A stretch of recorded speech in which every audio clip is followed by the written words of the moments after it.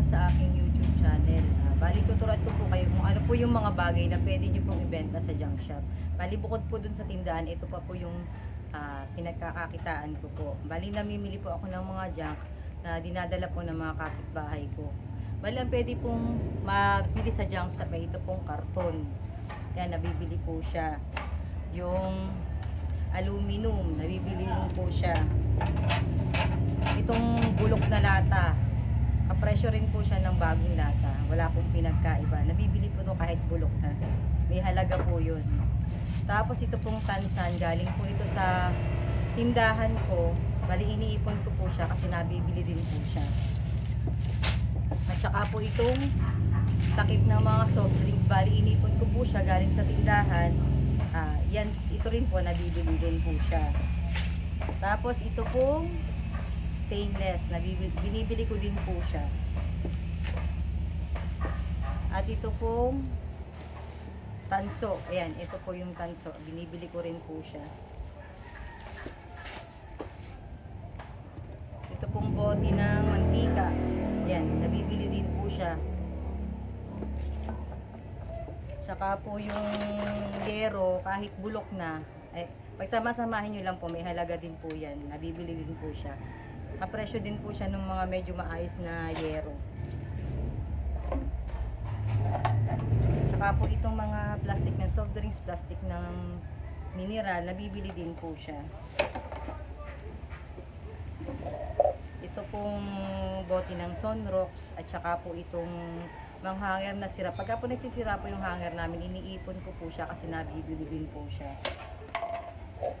Saka ito pong cup noodles, mga cup noodles na luma. Ayan, nabibili din po siya sa junk shop. Saka ito pong mga ganito, yung mga lagay na mga gasolina po.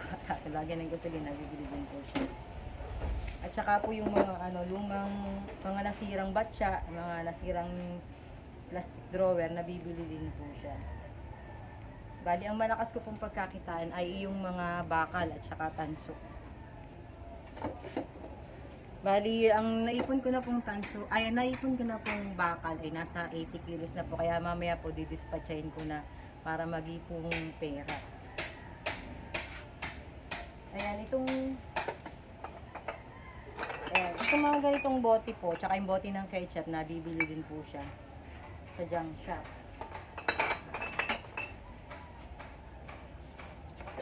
Ano pa ba ang nabibili?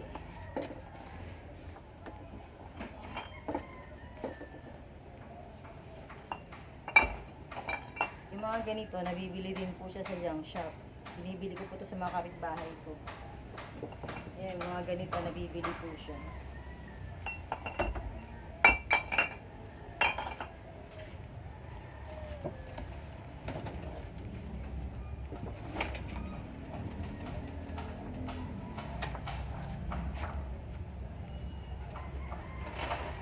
Saka po itong mga wire. Kaya lang kakaunti, hindi ko na po siya isasama sa pagbebenta. Kakaunti lang kasi.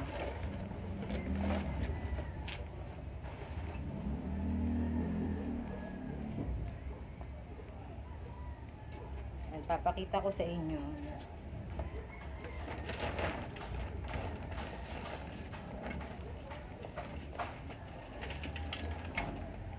Yung mga gantong pako, kahit siya, yung bulok na po, nabibili po yan, yung mga gantong pako.